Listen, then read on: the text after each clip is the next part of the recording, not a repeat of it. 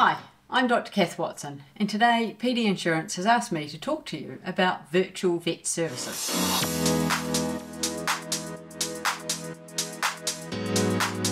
Now these take two forms. First up is a subscription service. So this is where you can sign up to get your flea, worming, food requirements for your pet delivered to your door. So you no longer have to worry about running out, and they're going to be sent out when you need to do it. So if you don't keep a regular calendar service, then when it arrives is when you're going to need to give them. So these are really handy services where everything gets delivered to your door. It's your virtual pet health care needs met by being able to do it all online, not having to worry about rushing down to the stores during opening hours and so on. So subscription services can be really useful, not for everybody, particularly if you like to browse other stuff, but subscription services can be a really useful way of making sure that your pet's regular health needs and feeding needs are met.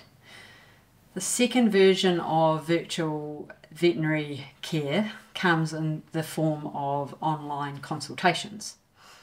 Now these have some big benefits, but they also have some downsides which you need to understand. So there are some virtual vet services available in New Zealand now. Some you will be speaking to a veterinary nurse, and most of them you're going to be speaking to a registered veterinarian.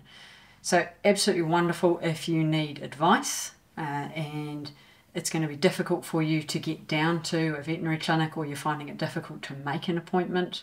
It's certainly less stressful, and particularly for people with cats that find it difficult to get them into cages for transport, dogs that don't like travel, but also flexible time. So many vet clinics now are using an online virtual service as their after hours provision initially, and then once you've talked to the veterinarian online or on the phone, decisions then made whether the animal needs to be seen.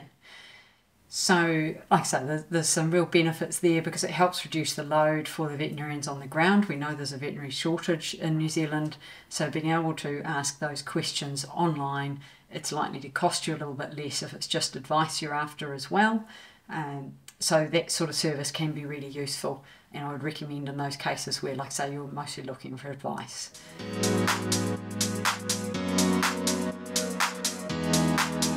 The downsides are that really, from a veterinarian's point of view, the advice that we can give is so much better if we've actually been able to examine the animal, because while there's a lot you can tell us from the history, and there's some stuff we can see just by looking at an animal over a virtual experience, so through your camera, the reality is there's an awful lot more we can find out by properly examining them. So how their eyes respond, what their tummies feel like, what their heart sounds like, what we can see inside their mouths.